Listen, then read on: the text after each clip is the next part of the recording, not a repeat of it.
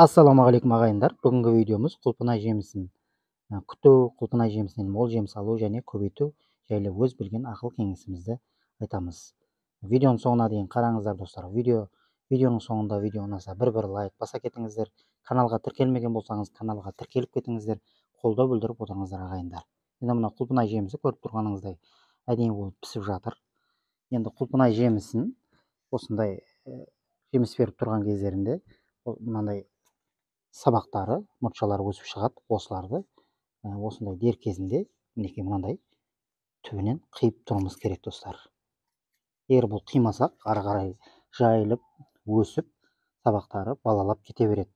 Сол жайылып балалап кеткен сайын мына жақтағы құлпынайларымыздың жемістері майдаланып, ұсақталып, кішкентай болып қалуы мүмкін. Егер осылардың бәрін кезінде осындай мұртшаларды қиып тұрсақ, бұларға кеткен күш жемістерге бөлініп, олардың жемістерінің ірі және әдемі сапалы болуына пайдасы тиеді достар. Мінекей достар, енді осындай сабақтарды, осындай уақыттары дер кезінде бәрін қиып тастап отыруымыз керек. Енді бізге құлпынай жемісі толық болғандықтан, енді бұл сабақтардың бәрін қиып тастай береміз. Бұл мұртшаларға, сабақтарға кеткен күштердің бәрі құлпынайдағы түйіп тұрған жемістерге бөлініп, ірі құлпынайларымыз ірі, сапалы, әдемі болып өсуіне көмек тиеді достар. Енді сіздер құлпынайды көбейтуіңіз керек болса, енді мен оны қазір сіздерге көрсетейін. Мінекей достар, енді мынау жаңағы құлпынайдың мына жағынан шыққан сабағы, мына жерге бір мұртшасы шыққан, мінекей баласы, сосын былай ары қарай жалғасып кете береді достар. Енді ол мына жерден тағы бір өн шығарады да, осы жерден тағы тамырласып, тағы көбейе береді, балалай береді. Мұның дер кезінде осындай жерден қиып отырсаңыз, енді күштің бәрі жаңа жемістерге бөлініп, жемістер айтқанымыздай жемістер жақсы сапалы ірі болып өсуіне пайдасы тиеді. Енді біз бұны көбейтетін болсақ достар, құлпынайды басқа жерге көшіргіміз келсе, немесе көбейткіміз келсе, мінекей мына сабақтан шығып тұрған бірінші мына мұртшаны, бірінші баласын, яғни осы жерден қалдырамыз да, мына қалған мына жағындағы сабақты қиып тастаймыз достар. Жақсы сапалы көшет алу үшін осындай жерден қиып тастаймыз. Осы бірінші мұртшасын қалдырамыз достар. Енді бұл астына мінекей көргеніңіздей бұл тамырласып, астына тамырласып, жақсы тамыр басып өскен. Бұны еш қозғамаймыз, бұның өсуіне, дамуына өзіміз көмегімізді беруіміз керек достар.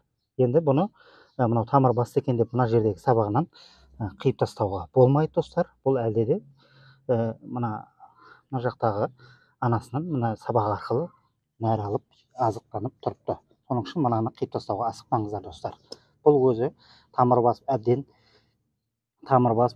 үлкейіп өсіп жетілгеннен кейін өзі мына сабағы өзінен өзі солып үзіліп қалады достар. Өзі әбден өзіменен өзі өсетін болып жетілгеннен кейін мына сабағы өзінен өзі солып үзіліп қалады достар. Соның үшін бұны қазір мына жерден қиып тастауға асығудың керегі жоқ. Қиып тастамау керек. Қиып тастаңыз, мынау өліп қалуы мүмкін. Себебі мына сабақ арқылы бұл мынадан азықтанып, анасынан азықтанып, қазір азықтанып тұрыпты. Бұл әбден өзі тамыр басып, мына жерге өзінен өзі болып өсіп кететін болғаннан кейін мына жердегі сабағы солып өзі үзіліп қалады достар. Енді бұны әбден тамыр басып өскеннен кейін бұны күздің күні сентябрь, октябрь айларында басқа жерге көшіруге болады, немесе ерте көктемде басқа жерге көшіріп отырғызуға болады достар. Осылай құлпынайыңызды көбейте бересіңіз. Мына жақтағы ары қарай кететін сабағын қиып тастап, бірінші құлпынайдың осы мұртшасын, баласын көшет қылып алсаңыз болады достар. Осылай құлпынайыңызды осылай көбейтеміз десеңіз, осылай көбейте берсеңіз болады достар.